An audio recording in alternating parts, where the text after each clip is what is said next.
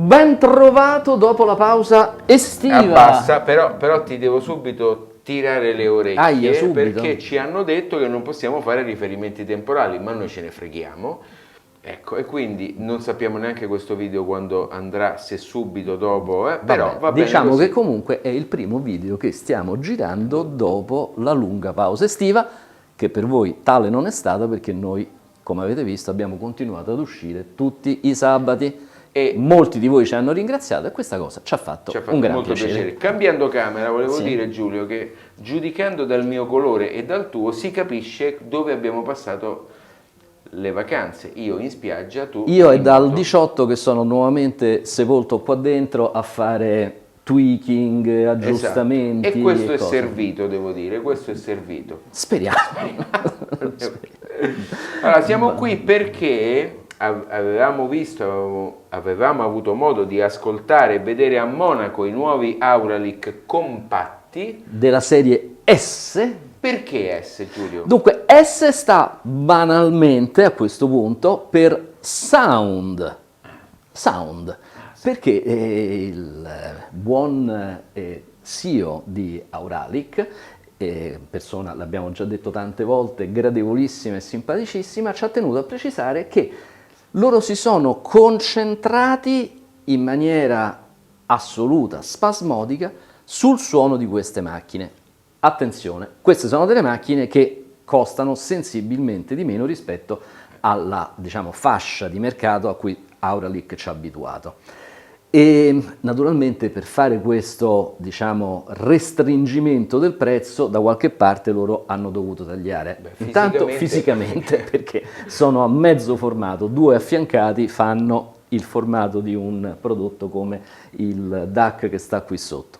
E dopodiché poi hanno eliminato ad esempio delle finezze che poi vedremo dentro al cabinet, ma quello sul quale loro non hanno assolutamente voluto lesinare è sulla qualità sonica di questa accoppiata. Accoppiata che, lo diciamo subito, è costituita da un DAC con funzione di streamer a bordo e display, che si chiama Vega S1. Del resto tutti i Vega nel catalogo Auralic sono dei DAC puri, teoricamente perché non dovrebbero avere funzione di trasporto, ma invece questo effettivamente ce l'ha. Ed esorto i nostri followers ad andarsi a vedere la prova del Vega G2.2 che abbiamo pubblicato qualche mese fa, collegata con l'intervista al CEO di Auralic. Vero, me l'ero scordato. Ecco, che non mi ricordo il nome. Xian Wang, va bene. E alimentatore Power Supply S1 che si può comprare, si può anche non comprare. Esattamente. Okay? Quindi questo è un alimentatore esterno che può essere acquistato eventualmente in un secondo tempo, che eleva, e non di poco aggiungerei io, le prestazioni di questo piccolo ma eccellente DAC. Ok, allora subscribe, campanella, bla bla bla, a tra pochissimo per la descrizione.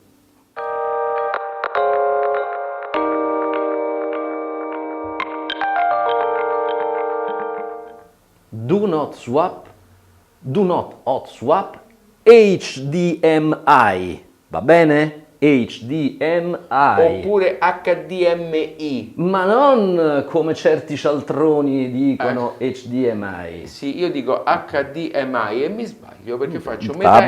Va bene, facciamo. Non lo farò mai più. No, non facciamo pubblicamente. Allora, scusate. quindi warning. Allora, che cosa vuol dire questa cosa? Che questo bel cavo HDMI che collega l'alimentatore esterno e il DAC non deve essere mai scollegato con gli apparecchi accesi, pena la morte. Non so, delle cose orribili. Il manuale. No, c'è scritto. Danni permanenti. C'è scritto. Danni permanenti, irreversibili, danni permanenti irreversibili. E vabbè, noi quindi. Ma questo perché? Non lo faremo assolutamente. Questo perché? Perché è stato usato il cavo HDMI? Perché?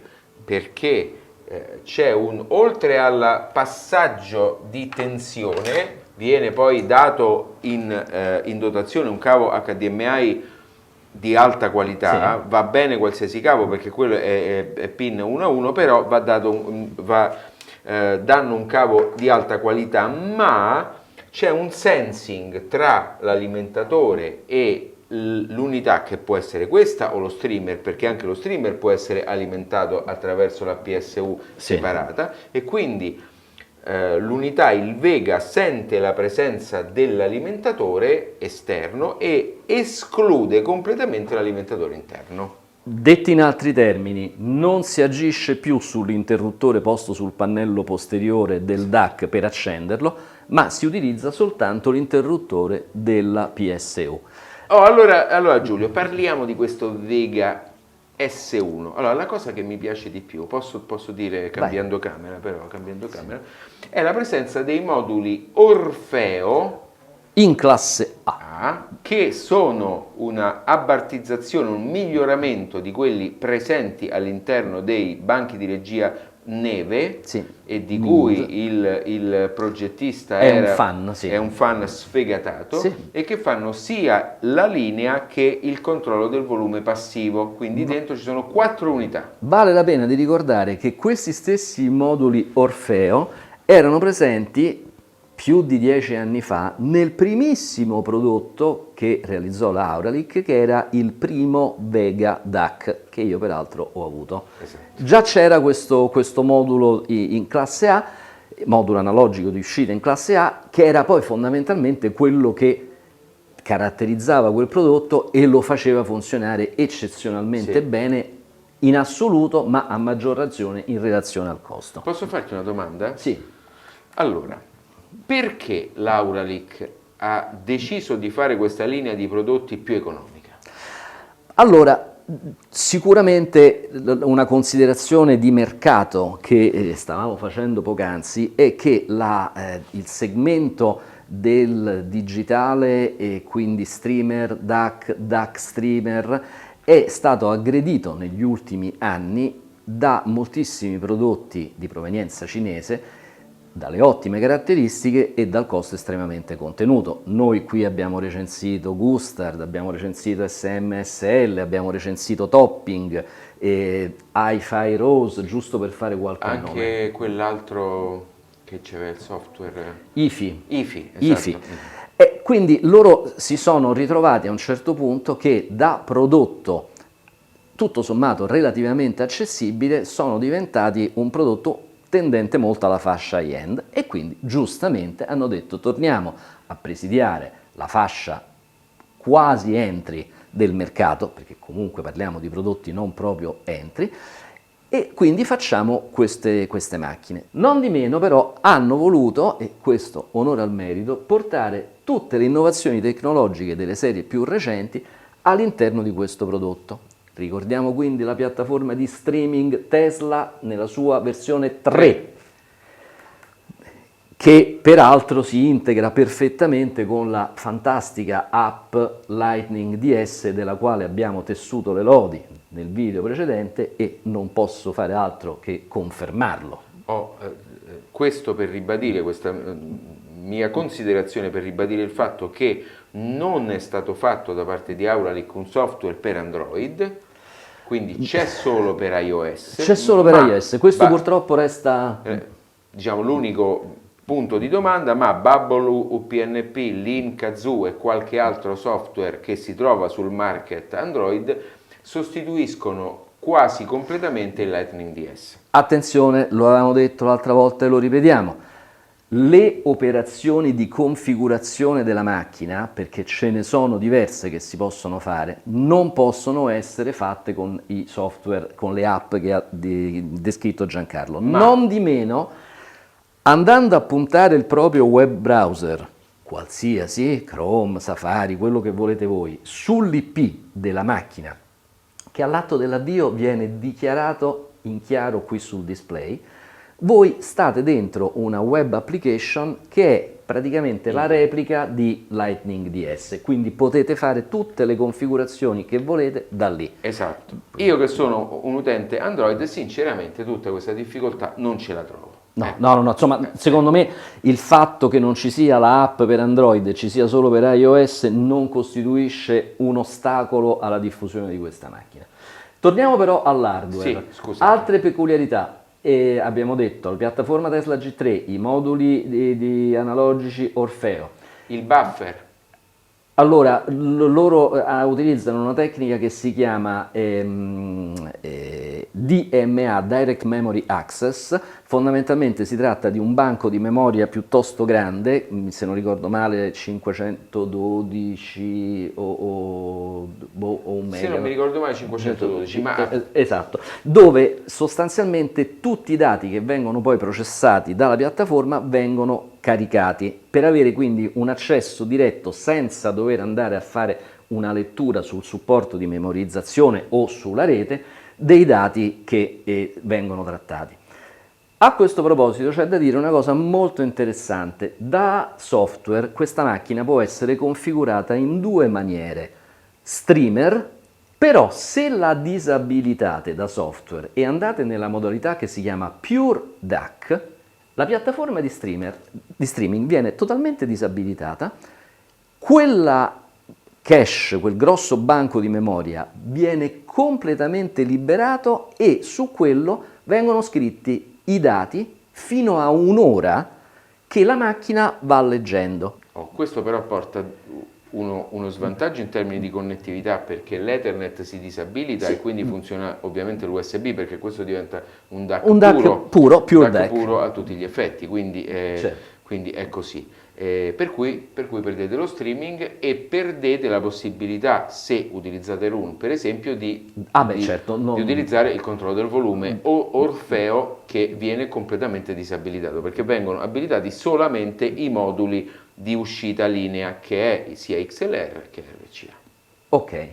Altra cosa interessante, la macchina dispone di 4 filtri di uscita con dei nomi che sono Dynamic, Precise e via discorrendo, ma ci sono 2 modalità, una che si chiama, se non ricordo male, Mellow e un'altra mi pare che si chiama Normal. Allora, quella Mellow in qualche modo va a emulare il comportamento armonico di un amplificatore a valvole. Lo tubizza. Lo valvolarizza in qualche maniera.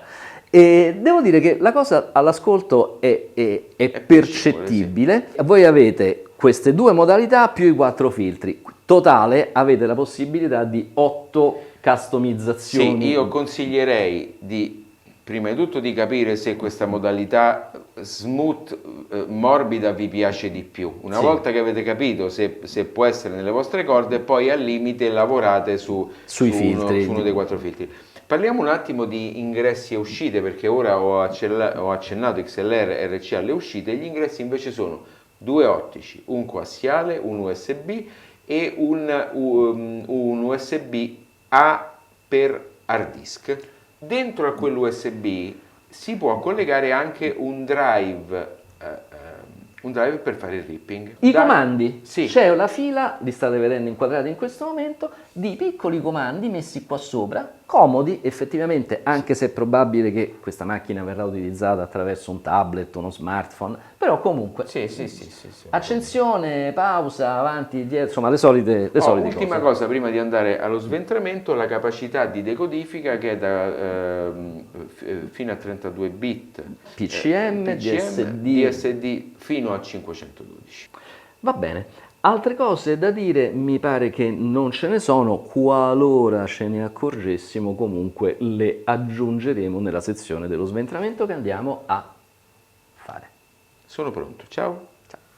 Caro Giulio, eccoci. Metto gli occhiali per il primo sventramento della nuova season. Esatto, allora cominciamo con il Vega S1, sei d'accordo con me? Con il DAC, certo. Con il DAC Streamer, sì.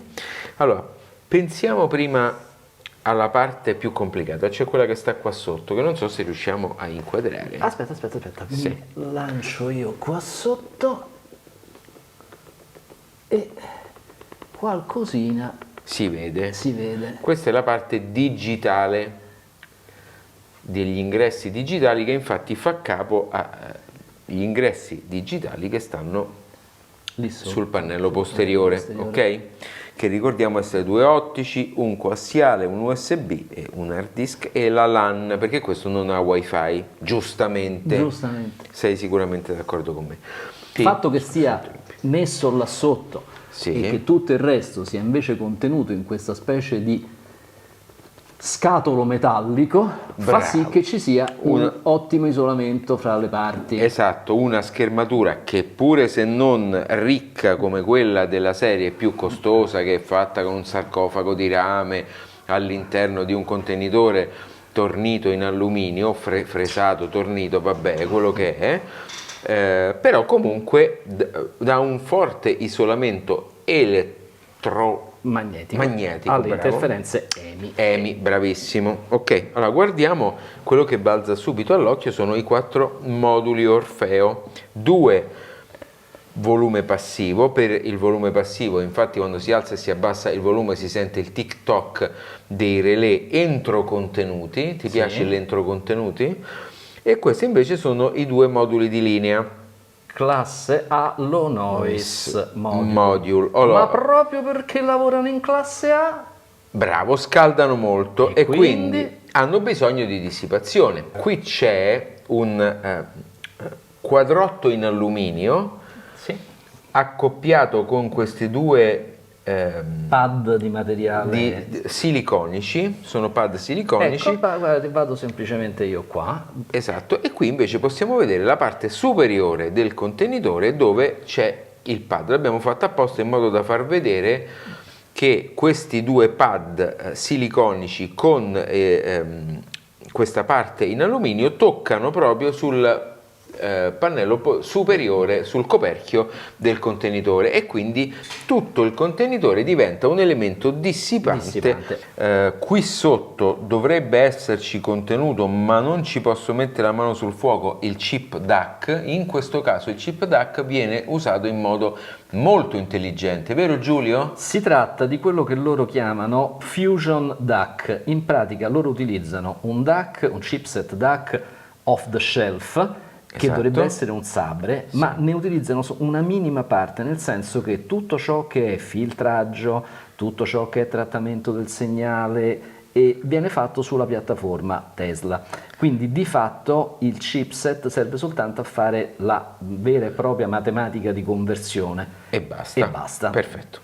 Ma andiamo, prima di commentare l'alimentatore separato, a vedere l'alimentazione compresa all'interno del Lauralic Vega S1, trasformatore toroidale con avvolgimenti separati per le varie sezioni, analogica e digitale, e poi in tutto possiamo osservare 1, 2, 3, 4 rami di alimentazione. Perché vi dico questo? Perché ci sono 4 raddrizzatori più un quinto qui che serve solamente per i servizi. Possiamo vedere la discreta dotazione di condensatori elettrolitici, uno, questa coppia e quest'altra coppia, più altri più piccolini, ma se volgiamo lo sguardo accanto all'alimentatore separato, eccolo qua, possiamo vedere come l'alimentatore separato ha 2 toroidali grandi praticamente quasi quanto l'unico in dotazione al Vega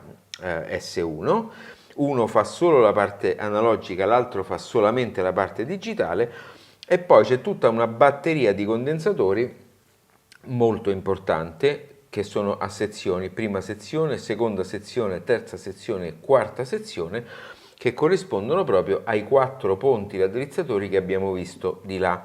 Quindi questo non è un alimentatore stabilizzato, questo è solamente un alimentatore raddrizzato, e poi la stabilizzazione vera e propria avviene comunque all'interno del Vega del Vega S1. Bene, direi che abbiamo detto tutto, non sarà difficile rimontarlo. Riuscirò a salutare i miei followers, i nostri followers. Ciao followers, adesso li andiamo ad ascoltare, credo che ci saranno delle eccellenti sorprese.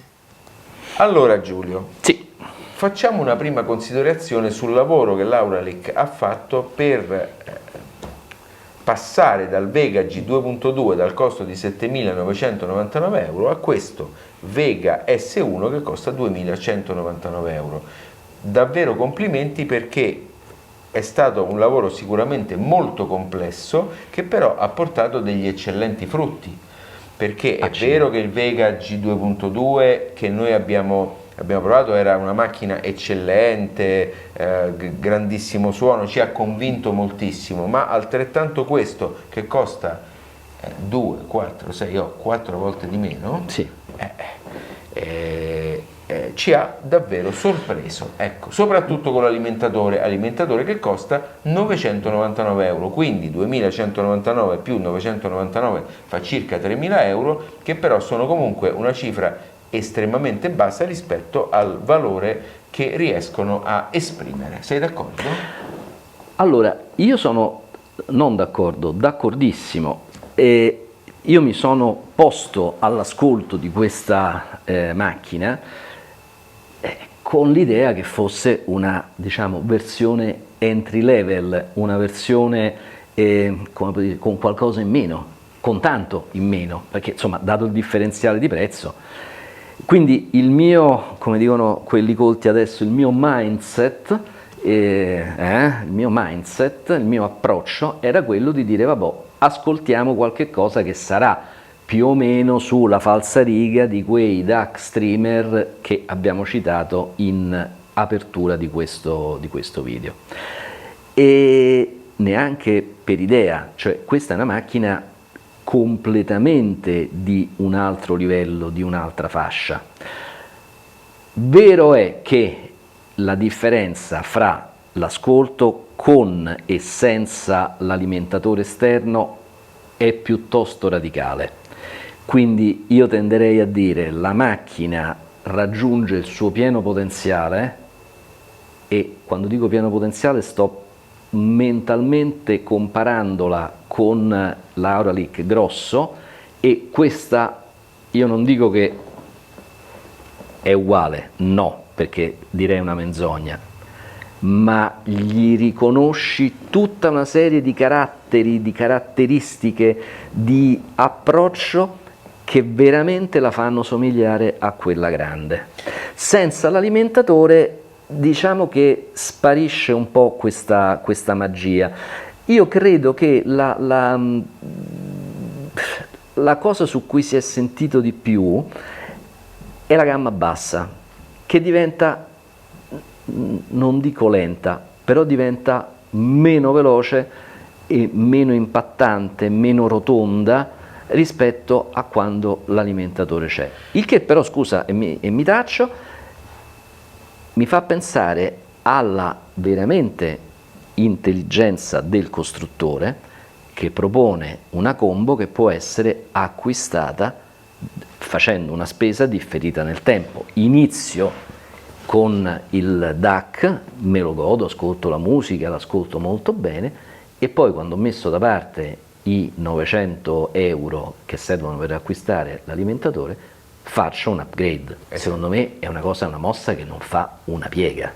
E tra l'altro quello che volevo dire, a casa ci si porta per 2199 euro uno streamer con un DAC eccellenti, anche senza l'alimentatore separato. Insomma. Certo, certo. Ecco. Come l'abbiamo provata? Lo vogliamo dire? Bravo, esatto. Prego. Allora, l'abbiamo provata con il nostro caro integrato Copland CSA100, sì, con le Paradigm Founder 40B Bookshelf. Sono tutti e due dei prodotti che conosciamo molto bene, e quindi grazie a questo ci siamo potuti addentrare molto precisamente e autorevolmente all'interno dell'ascolto di questo Vega S1. Quello che volevo dire, che ha già detto Giulio, ma volevo un po' focalizzare meglio, è proprio la differenza tra alimentatore e senza nella gamma bassa, che è come se senza alimentatore si asciugasse, diventasse proprio come, non voglio dire vuota, ma senza quella perentorietà e quella forza, mi viene quasi da da pensare a dei grossi piedi che sbattono per terra, no? che ti danno quell'autorevolezza, quella forza che invece senza alimentatore esterno c'è meno. Ecco. Come DAC, come solo DAC, io l'ho condotta la prova, va anche estremamente bene. Anche come solo DAC, forse un pochino meglio rispetto all'utilizzo come streaming, però io lo streaming sinceramente, la parte di streamer, anche per quello che ha detto Giulio e per la grande maturità che ha raggiunto l'Auralic con un software davvero fatto bene e soprattutto stabile, io me la terrei. Stabile perché? Perché poi, come abbiamo detto all'inizio, ci sono tante aziende che si avventurano, aziende cinesi, SMSL, IFI o IFI, non so come si dice, ma la vera differenza la fa anche quanto il software è stabile e funziona bene. In questo caso non c'è proprio assolutamente nulla da dire, è forse il software più stabile, mi viene da dire, più scritto bene, più... Sì, no, veramente su quello proprio non ho nessun appunto, nessun rilievo da fargli. Volevo magari in finale, proprio negli ultimi 2 minuti, parlare un po' del suono e non solo del basso, perché a noi il basso ci ha immediatamente colpito e quindi con l'alimentatore separato sembra il medio alto, il suono è molto bello, è molto bello, levigato, setoso, le voci sono perfettamente al loro posto, a loro agio, focalizzate bene al centro, non ci sono mai asprezze, è un suono estremamente equilibrato. Certo, c'è da dire tra questo, perché nulla si inventa e tu l'hai accennato, tra questo e il G2.2 che costa 4 volte di più, differenze ce ne sono senza alcun dubbio. Io però questo lo vedrei perfettamente abbinato con un impianto di livello medio-alto. Il Vega G2 è già un prodotto di fascia di classe high-end. Allora, vorrei su questo fare una piccola precisazione. Un impianto come quello che abbiamo utilizzato in questa prova è un eccellente impianto, ma non è un impianto, diciamo così, di fascia high-end tale da essere in grado di portare alla luce le differenze che ci possono essere fra questo DAC qui e il fratello maggiore, cioè il Vega G2.2. Per avere contezza delle differenze noi saliamo al piano di sopra e utilizziamo l'altro impianto che è molto più rivelatore e molto più, diciamo così, di livello alto. Questo per dire cosa? Che in un impianto di questo genere, come quello che abbiamo qui, probabilmente il G2.2 è del tutto inutile, non ne riesce ad apprezzare le qualità, le superiori qualità. Quindi è giusto aver fatto da parte di Auralic come azienda 2 prodotti destinati anche a un pubblico differente. Insomma, perché negare la possibilità di acquistare un prodotto Auralic a chi ha un impianto sulla fascia dei 2, 3, 4, 5 mila euro? Perché no, voglio dire. E quindi secondo me da questo punto di vista la cosa è stata molto giusta.